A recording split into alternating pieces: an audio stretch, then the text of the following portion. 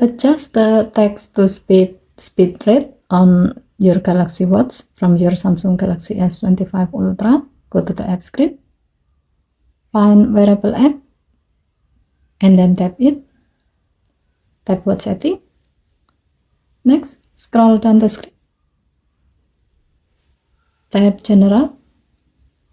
Under text to speed section, drag the slider under speed rate to the left to get slower speed,